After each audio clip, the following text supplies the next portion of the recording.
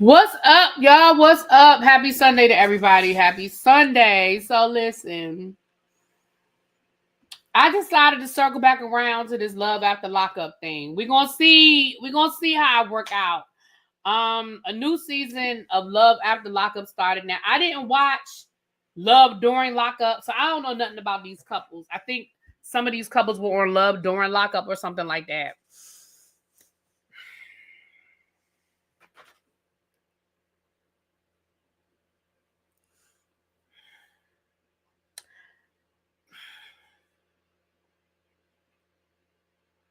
What I will say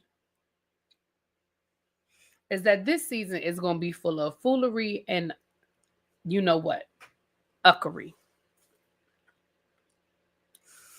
This season is going to be full of nonsense. And I've missed a couple of seasons of Love After Lockup, so I have not watched all seasons of Love After Lockup. However, Love After Lockup, y'all got real messy this season. We're going to get there. Y'all are going to get real messy this season. Now, let's go through these couples, honey. Y'all know the first episode, we're meeting the couples, everybody getting out of jail. You know, they drag it out over 2 episodes, maybe even 3, with each of these people getting out of jail. Now, in this season, all of the people getting out of jail are men. We don't have no women's. It's all men's waiting. All these women waiting on these men to get out of jail.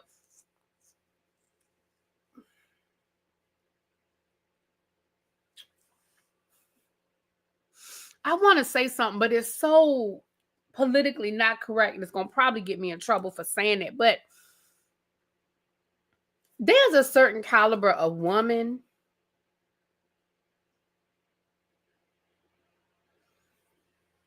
I'm going to say on this show, because I cannot speak for all of them, but I'm going to say on this show, there's a certain caliber of woman that goes on this show that is proud of dating this man that's in jail.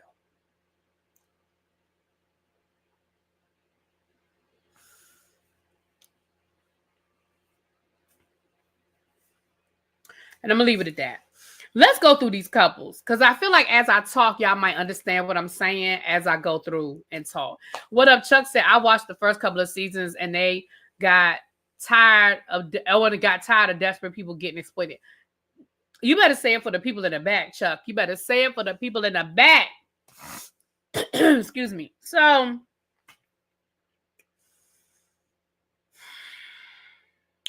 going to start with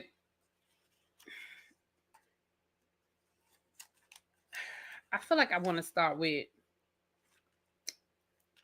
Can I say, first of all, for all of these people, none of these timelines make sense. Thank you, Chuck. None of these timelines make sense. And I'm going to talk about it a little bit. But let's go, forget it. Let's just start with Kiana and Deandre.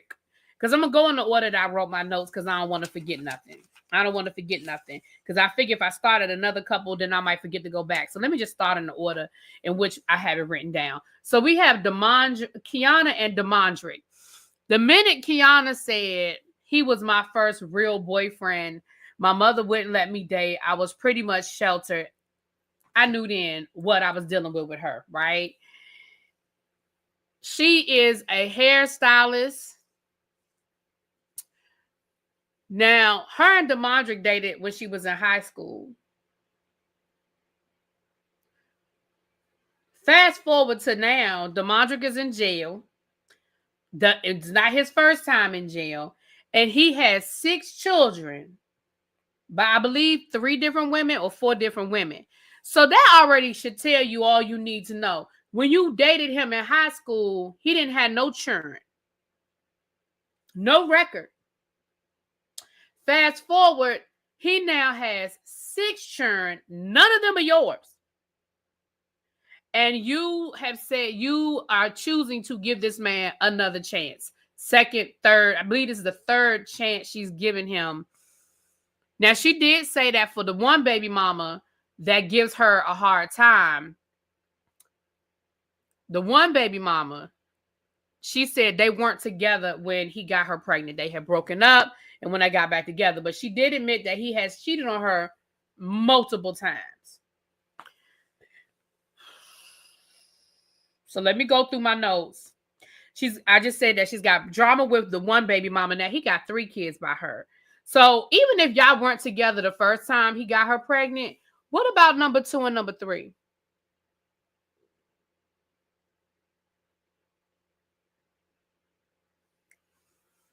What about baby number 2 and baby number 3?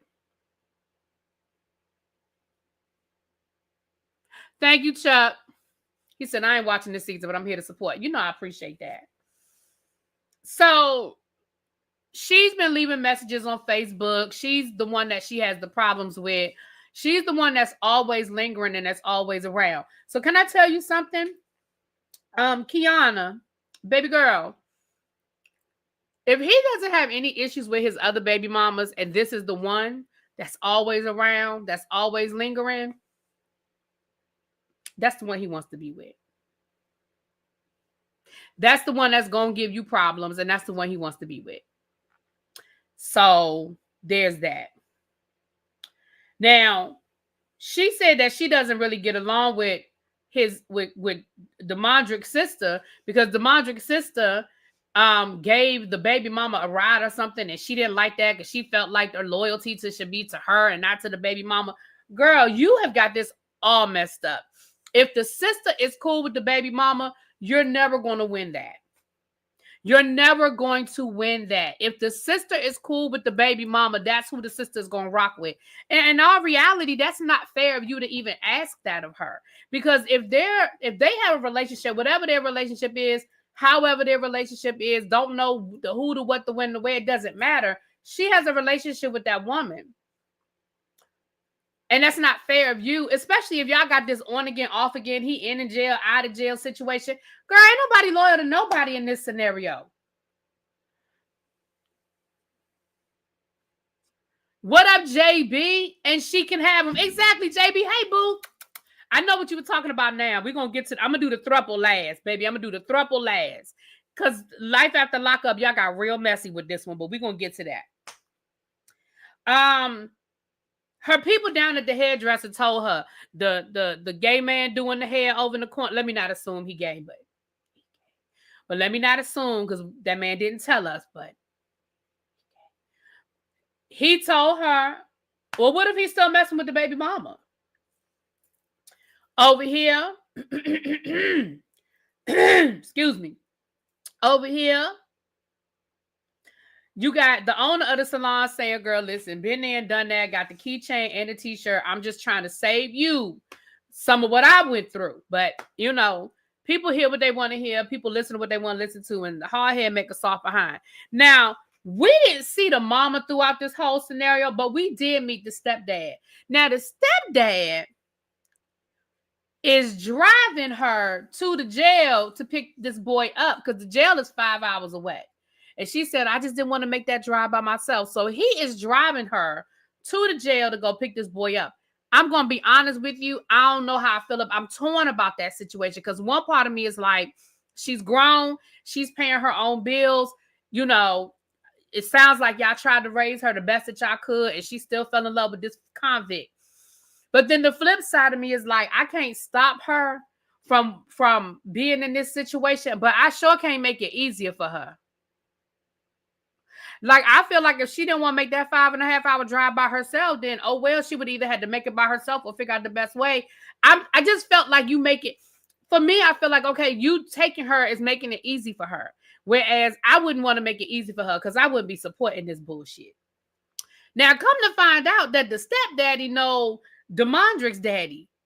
I guess they friends, they, you know, sound like they in a small area, whatever. They probably, you know, where all the folk know each other kind of thing. But baby, as soon as they went by Deandre's house to pick up some of his clothes out of storage, baby, as soon as they pulled off, that sister called the baby mama and told the baby, well, they just came by here to get some of his stuff. They on their way to the jail to get him. The baby mama was like, well, we already know what this is about to be. And the sister said, yeah. When the last time you talked to him? She was like, last night.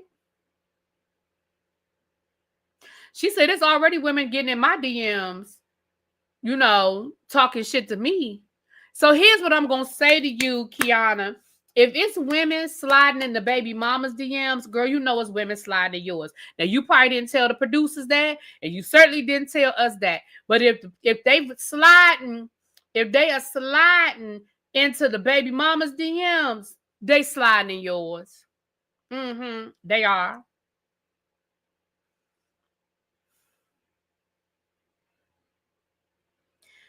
Here's the part that I will never understand about these people in these jail situations. Baby, she says she has spent over $20,000 on this man. Let me explain something to you. I have dated some good men, Savannah. I have dated some good men, Savannah. And I ain't never, ever came close to spending 20,000. Baby, I probably ain't came close to spending 10,000. I mean, outside of normal dating, we go on a date, I pay, he pay, we go on a trip. No. I ain't talking about, I'm not talking about normal dating things. Well, fuck it, I can add that. I will add all of that. We can add all that together. And I don't think, girl, what are y'all spending? How do people in jail spend this much money? What are y'all spending the money on? I mean, I get it. The collect calls add up. Maybe you put some money on his commissary. What are y'all doing that it is adding up to $20,000?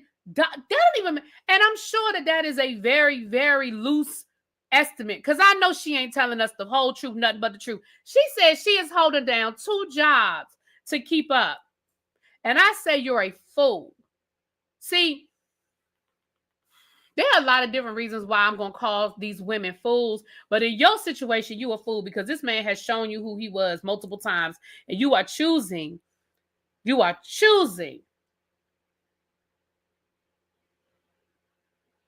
to be the fool. I'm going to leave that right there. I left a man when he asked me for $150 for his utility bill. You know what, Chuck? Now, I'm going to be honest with you. I made a mistake one time when I was younger. I was in my early 20s, because this when I was still living in North Carolina. In my early 20s, I messed around and got a cell phone for a man. Now, I know, hindsight, I knew it wasn't a good idea when I did it. Can we just be honest about that? I knew it was not a good idea when I did it. Okay? And it ended just the way y'all all think it ended. Moving right along.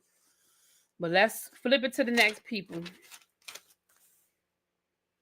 Savannah and Bradley. Now listen. For those of y'all that have watched Love After Lockup, Life After Lockup, all the different lockup shows, we have seen this woman before. I agree, Mia. That's kind of why I stopped watching it, because it was so scripted and it was so obviously scripted that I stopped watching it.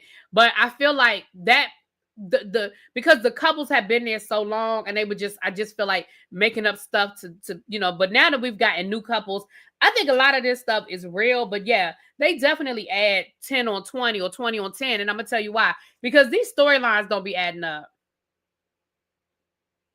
These timelines don't add up. These timelines don't be adding up. And I'm going to talk about it right now, because this is the first one that I caught the timeline where I was like, So Savannah and Bradley, we have seen Savannah before. Savannah is crazy as a bed bug. Savannah is crazy as a loon. Savannah is either still getting high off of meth because she claims she clean now. Either Savannah is still getting high off of meth, well, Savannah is just naturally crazy as a bed bug. Now, we have seen this in the past. I don't remember none of these girls' names, but y'all remember the girl up in Chicago that stole the car, that wouldn't let the boy out the car, and she was living with her grandmother, and child, I forget her name. She living in a storage unit now. I don't know what her and then the one that was messing with the guy, the one that ended up messing with Delonte. All of them was crazy. She's crazy. Now, she done got Bradley name tattooed on her. She said that Bradley was her weed dealer. She was a meth addict and she was strung out. Now, she says that her and Bradley dated before he went to jail, and that he dealt with her addiction and he was there for her while she was going through her addiction. But then she said they've been dating for about 2 years, but then Bradley said he'd been in jail for 2 years. So The timeline is confusing to me because Savannah made it seem like they dated for a significant period of time before he went to jail. But he said he's been in jail for 2 years, and she said they've been dating for 2 years. So the timeline don't make sense to me. But I literally wrote that in my notes. She act like she still gets high. I don't really have a lot of notes for Savannah and Bradley because I think her name is Savannah too. I think so too, JB. I don't know, but y'all know who I'm talking about. If you've watched the show, y'all know who I'm talking about. I don't really have a lot of, like I said, I don't have a lot of notes for them. I just have that the timeline is not adding up for me. She's strung out and has no concept of time. That might be it. Probably met before he was her weed dealer. So they met before he went to jail. But I mean, she made it seem like they were together a long time when she was like, you know, he was with me while I was going through my meth addiction, yada, yada, yada. And she got clean while he was in jail. And she said her family, because she was like, her family doesn't really, I mean, his family doesn't really rock with her because they feel like she's going to bring him down. I don't know where to get that from. You're the one getting out of jail, sir. You're the one with an inmate number. But which makes me think that when they were together before he went to jail, she really was on some ish. You know what I'm saying? But I don't know. But as we go through, I'm sure we'll give more details because, you know, it's life after lockup, child. Joey and Michael. I'm going to tell y'all right now. Joey is going to make me cry. Now, Joey and Michael, they're a gay couple. And they've been together. I don't remember their timeline either, child, because Joey said he'd been in jail for 10 years. But it doesn't seem like Joey been waiting on him for no damn 10 years. But he is also a repeat offender. So I think he was saying collectively, if he adds up all the time that he's been in jail for 10 years. I really think that's what he meant. I don't think he meant he had been in jail 10 years on this stint. I think he was saying, like, you add it all together and this is what you're going to get. You're going to get 10.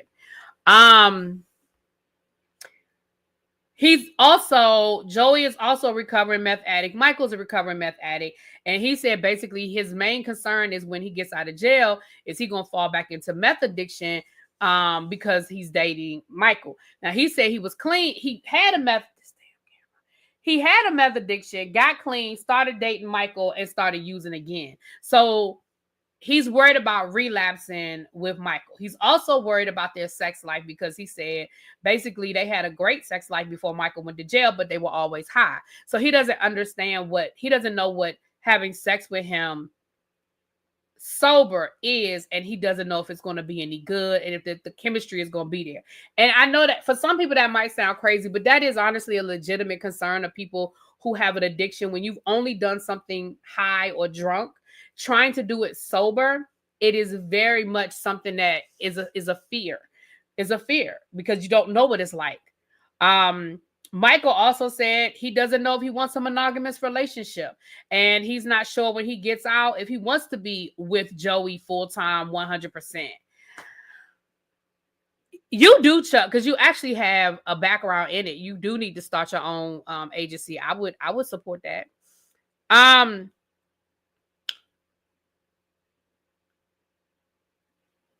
The minute he said that, I already know Joey is going to make me cry because Joey already said he has low self-esteem and that, you know, basically it will break his heart if this doesn't work out with Michael.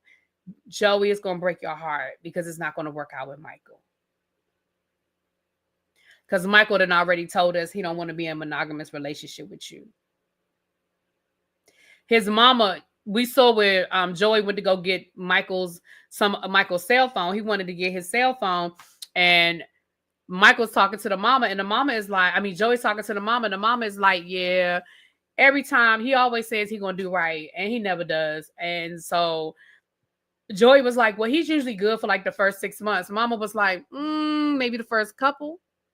So he's going to a halfway house, which, hey, Diva, what's up, boo? He's going to a halfway house, which he was like, he's been in mental health, so he knows about the different halfway houses, and he thinks this one isn't a great one.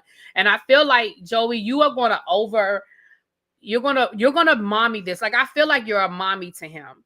Hey, Xavier, boo. I feel like you being a mommy to him and not a boyfriend to him. And that's going to be a problem as well. Because you worried about the type of halfway house. Sir, it doesn't matter. It is a halfway house. Like, I'm sorry. I mean, I'm sure that there are good ones, bad ones, and somewhere in the middle. I get that. But you sitting here micromanaging the type of halfway house he's going to.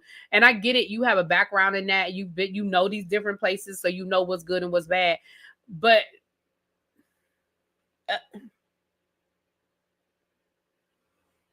baby, it's a halfway house. So Michael's mother is worried and Joey's dad is worried. Now, Joey's dad is also a recovering alcoholic, and he's like, his biggest concern is same thing. Like, you know, I saw you fight this addiction off. I just don't want to see you go back down that road again. And he was like, listen, let me say this, JB. You said Michael needs rehab, not a halfway house. I'm going to be honest with you. If Michael doesn't want to be clean, it doesn't matter. You know what I'm saying? Like, I don't know if Michael wants to be clean. He wasn't even convincing to me in his little jailhouse interview for the show. Like, I felt like he wasn't even trying to pretend. You know what I'm saying? Like, I wasn't convinced about none of this, but I feel like Joey is going to break my heart, y'all. I feel like I'm going to want to reach through the screen and hug him because I really do feel like I just feel really, really, really bad because I see this train wreck coming. And I mean, I guess Joey's no different than these women on the other side, but I just feel really, really bad because and there's a couple of them I feel sorry for too. Not bad. Sorry is not the word. Feel bad for because I see what's coming. I see the train wreck coming. Right. When his own mama don't believe. Now, Brooke and JK. Here's the two messy thruples that we're going to get into this season. We have two messy ones. This is the first messy one. So we have Brooke and we have JK. Now, Brooke and JK, they down in Texas, and they are true Texas folk.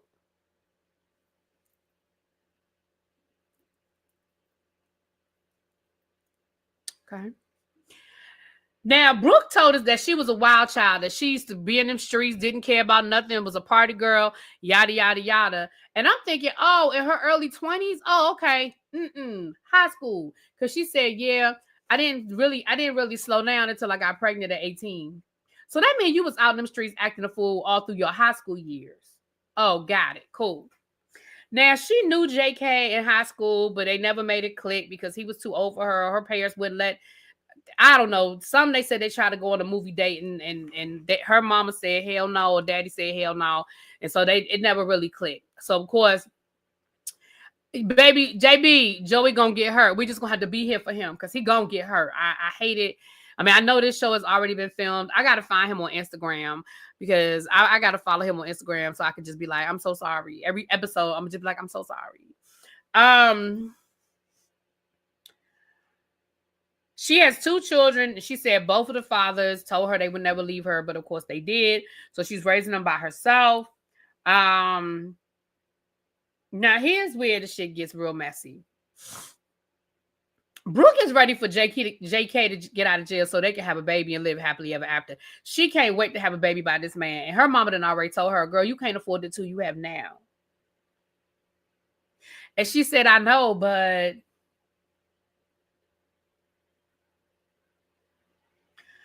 So we already see where the road Brooke is on. Okay, we already see where Brooke is going down. We already see the road she's on.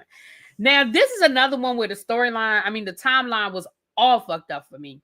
Because Brooke said, he said about 10 years ago, he asked his cousin to reach out to Brooke and get back in touch with Brooke. And again, I feel like this is a situation where he's been in and out of jail over these last 10 years.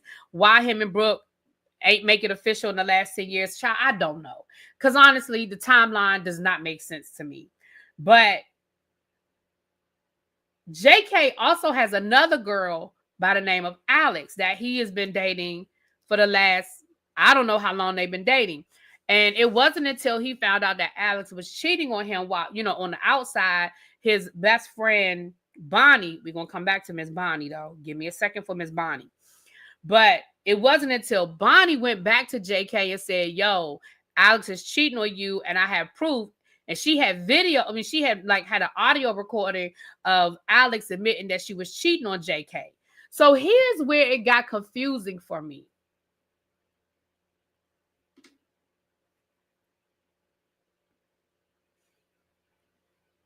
He said that they broke up 3 months ago.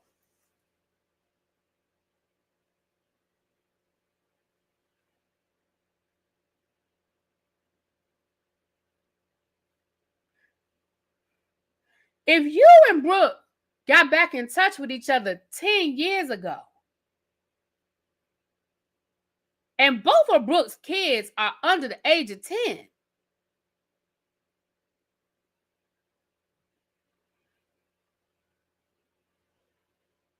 and you was with Alex until 3 months ago, I'm confused. When did you hook up with when did you and Brooke decide to make this relationship official?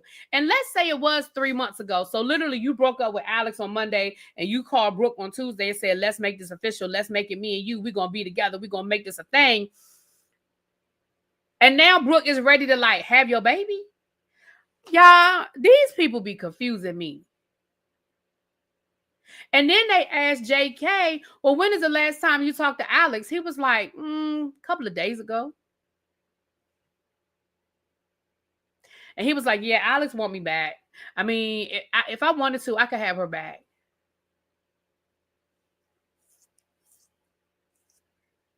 I'm just confused by this timeline. I mean, I don't know if anybody was cheating because I don't know when they officially became a couple. I don't know, though, because it's not clear. You know what I'm saying? But I can do math. And I know you said 10 years ago, 3 months ago, child. Anyway. But here's where it also gets a little funky. Bonnie, who is JK's best friend, who he also used to date back in high school, needed a place to stay. She was getting kicked out of her apartment. And so she needed a place to stay. Now, when I hear the word somebody getting kicked out of their apartment, there's only really two main reasons why you're getting kicked out of an apartment. One, you ain't paid your rent. Or two, you're a bad neighbor to the point where they're going to cancel your lease and put you out. So, I mean, playing music too loud, having parties, dropping trash off your balcony. You're doing something for the leasing office to say, yeah, we're going to cancel your lease and you have to go. There's really only two main reasons. Now, I know that there can be some other little reasons here and there, but there's two main reasons why you're getting kicked out of an apartment. So, Bonnie now lives with Brooke.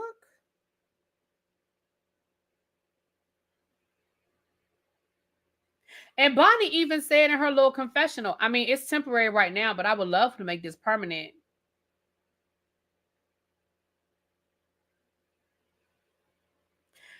So this is messy because Bonnie is the one y'all need to look out for because Bonnie is the best friend. She said that when she talks to JK, she doesn't tell Brooke everything, which I can respect. That's what I mean, Chuck, a common nuisance. That's what I mean. You being a nuisance. Yeah. I can respect that you don't run back to your best friend and tell your best friend all your business. I can respect that. But the flip side is, why are you there? Are you there to be a spy for JK? Are you telling JK all of Brooke's business and running back to him? Because she didn't even know that woman and just let that woman move into her house with her kids.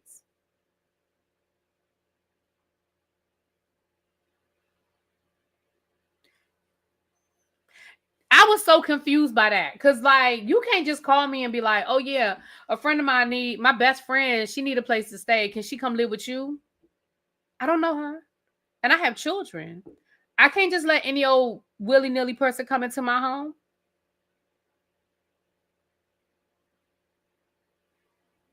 So Bonnie is the one y'all need to keep an eye on because I feel like Bonnie is going to be the one stirring up a lot of this mess. I feel like Bonnie's going to be the one stirring up a lot of mess. Keep your eye on Bonnie. Now let's get to this last throuple. And let me tell you something, Love After Lockup crew and production. Y'all messy as hell for this. Y'all are messy as hell for this last threesome throuple. Let me tell you what's going on with this.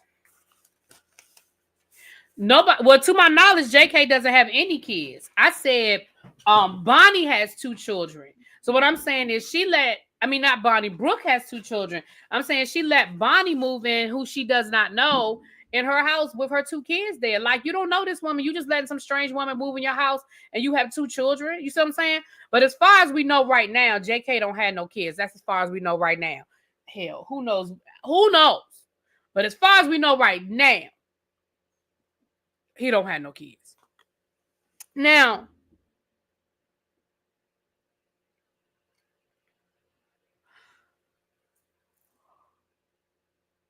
excuse me. Now, Ashley, Julius, and Alexis. JB, you still here? Ashley, Julius, and Alexis. So let's start with Ashley. Ashley is a former scripper, waitress with 2 children. Now, she claims that she met Julius by accident. He called her trying to call somebody else, but then said, "Oh, you sound cute." And they started dating. Okay. He was already in jail when he called her. So he was an inmate from the door, because she said she accepted the call because she thought it was one of her other friends that might have got locked up that was looking for her help. So he was already in jail when she met him. Now I'm gonna tell y'all how I knew this was some mess. I knew it was some shit in the sauce when she said, we've been dating for 2 years, and I've tried multiple times to get approved to get on his list to see him, but I've always been denied. I knew then. I said, "Oh, he got another girlfriend." Now, I didn't know she was gonna be on the show.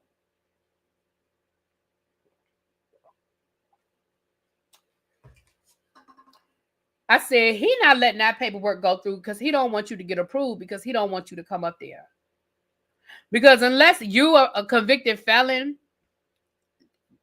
child, you can go see somebody in jail. Like, it's very few reasons why you can't go up to a jail and go see somebody. Now, you got to put in the paperwork, you got to get approved.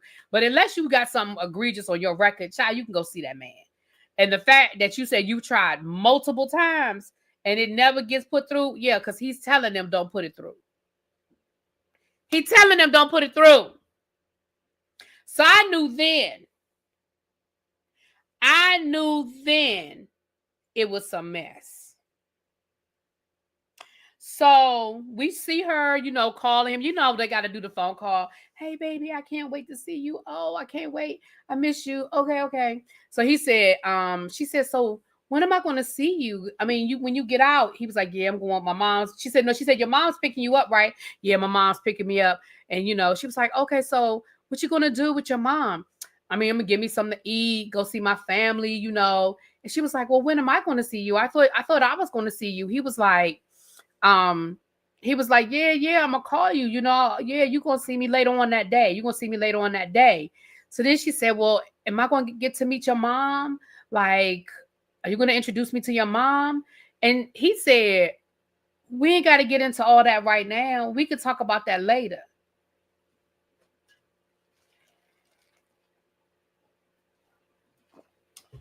You been dating that man for 10 years and you ain't met his mama? 2 years. You been dating that man for 2 years and you ain't met his mama? Okay. All right, then. Then she gets off the phone and she goes to say, "I love you." And he was like, "All right, all right, bye." So as soon as she hung up the phone, she was like, "He always tells me he loves me." She was like, "He always tells me he loves me. And now that this is going on, meaning the cameras are here, now he can't tell me he loves me." And he told me that we were going to see each other when he got out. And now he's like, "Well, you'll see me later. You don't know when." She was like, "I understand. I understand." JB, I'm about to say something about that too. She was like, "I understand, he wants to see his family and stuff. But when everybody goes to bed, you can see me." And I knew then, I said, "Ashley, you have already reduced yourself to a side chick. The fact that you're telling me that you are willing to, one, the fact that you ain't met his mama, two, the fact that you allowed yourself not to be approved for 2 years. I don't know what excuses he was telling you, but I'm telling you now, it wasn't a good one. Then 3, you're sitting here saying you're willing to accept seeing him after everybody go to bed, baby, that's side chick behavior. That's booty call level. So you've already reduced yourself to a side chick, which tells me you already, on some level, you already know you're not the main chick. Now, she has convinced herself that because he hasn't asked her for money, that he must really want to see her because she's not paying him. Because he admitted to her that he does talk to other women. Now, this is the other reason why I know it's some bullshit. He admitted to her that he talks to other women, but he's only using them to get them to send her some money, to send him money, and told her to stop posting on Facebook because that's messing up his money when people see that he got a girl.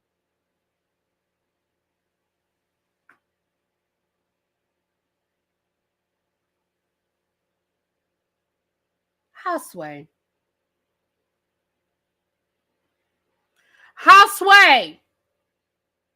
And then she says some girl slid into her DMs because she has that man name tatted on right here. Say Julius right here. I think it says Ashley loves Julius or some shit right here on her chest. And so some woman slid into her DMs talking about something. Oh, you got my man's name tatted on your chest?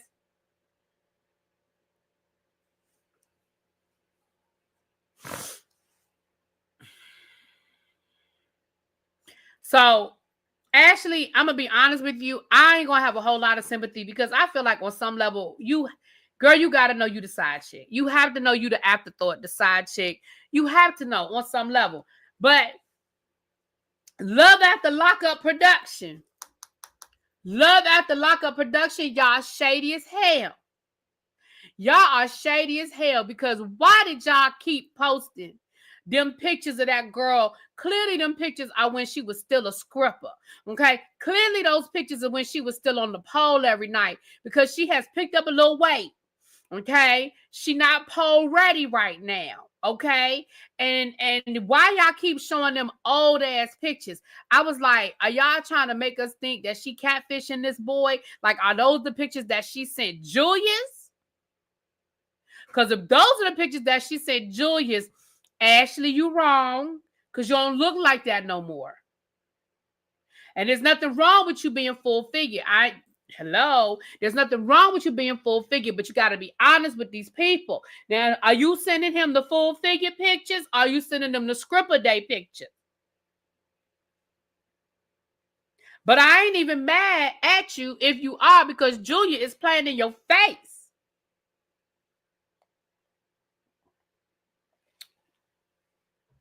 Now, here's where the Love After Lockup people got real shady, other than them pictures. This is where they got real shady. Then we meet Alexis. And I know I might have said Alexis instead of Ashley a few times, but Ashley's the first girl. Alexis is the second girl. We see Alexis on the phone talking to Julius. Oh, I can't wait, baby. I got everything ready. I got everything set up. I can't wait to see you. And then we meet Alexis. Alexis is a home health aide. Okay, she is best friends with Julius's sister. And that is how she met Julius.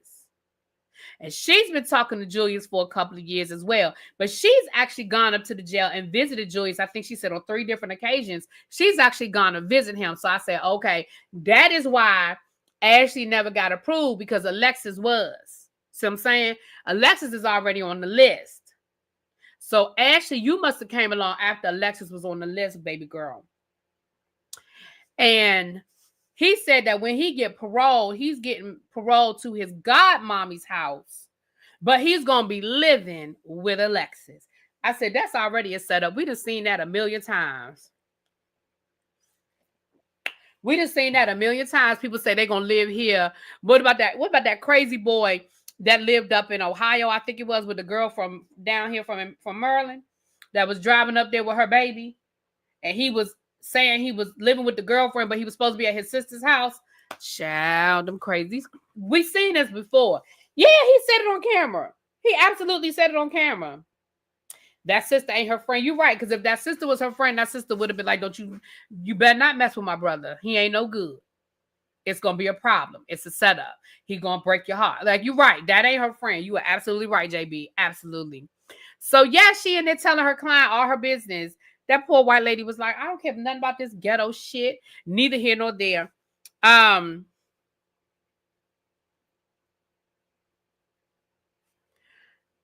Yeah, okay.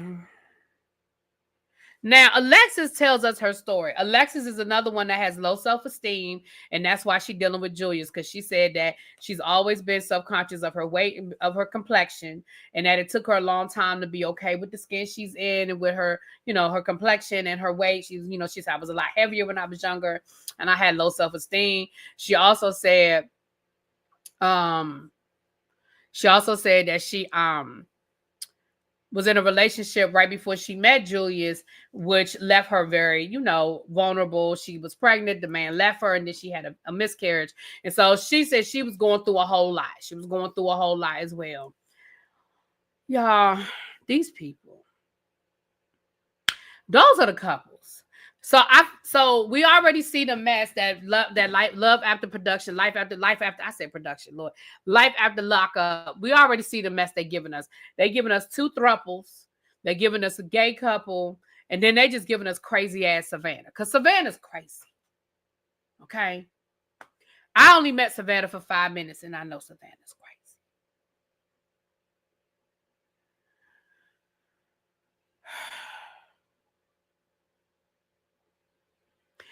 Y'all, we're going to rock with this until I just can't rock with it. I'm going to try to get through the whole season, because y'all know I hate starting and not finishing. But, baby, we're going to... I see the drama and the mess coming up the horizon. Alexis going to lose her job. You ain't living with me what you provide me. Child, other than the D. A mess. It's a mess, y'all. It's a mess. It's a mess. Anyway, with that being said, y'all, that's what it is. I believe we get ready to go live at 7 o'clock Eastern Standard Time on D's channel for RuPaul's Drag Race. I'll share it on my channel. You should be subscribed to D, but if not, I'll put it on my channel. And then, of course, y'all know we're going to have the live rant review of The Real Housewives of Atlanta, episode 3 at 9:15-ish. Okay? All right, y'all. I'll talk to y'all later. Peace.